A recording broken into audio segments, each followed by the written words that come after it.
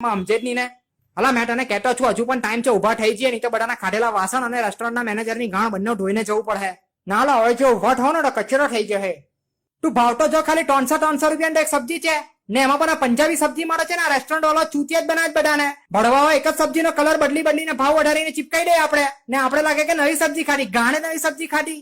અમુક વાર તો છે ને ગઈકાલની વાસી સબ્જી પણ ગરમ કરીને આપી દઈ ને પછી કહે કે આ સબ્જી અમારે ત્યાંની નવી સબ્જી છે, આનો ટેસ્ટ આવો જ આવે. હવે ભોસડીના ભલે મોંઘી વાળી સબ્જી નહીં ખાધી હોય પણ હારી અને બગડેલી સબ્જી વચ્ચેનો ફરક તો ખબર પડે છે અમને. ને આ બધા ચૂંટીવાળા હરમ ના મારે કઈ બોલે જ નહીં, નીચી મુંડી ખાને ખાયા કરે જે આપે તે. આ રેસ્ટોરન્ટની સ્પેશિયલ સબ્જીના કેટલા ભાવ છે એ જો ની. અલા તું આ સ્પેશિયલ સબ્જીની તો વાત જ નહીં કર. આ રેસ્ટોરન્ટ વાળો છે ને સ્પેશિયલ સબ્જીના નામ પર ટટ્ટી આપે છે બધાને.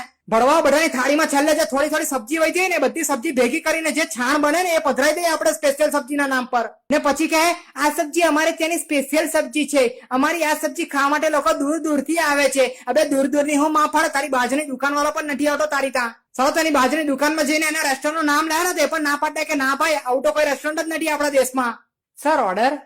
અલા પાછા આવી ગઈ તો મેનુમાં કઈ ખબર પડી જાય ને. ચલો 10 પાનાનું મેનુ રાખે, ભાઈની ચેટ મેનુ લખ્યું કે નિબંધ જ ખબર નથી પડતી. ચલો ઓર્ડર તો બહુ બધું કરું છે પણ ભાવ જોઈને જ ગાંઠ ફાટી જતી છે. તું ખાલી આવડી ડીશોનું નામ તો કયો, એક નામ બોલતા એક દિવસ પૂરો થઈ જાય એટલા લાંબા તો નામ છે.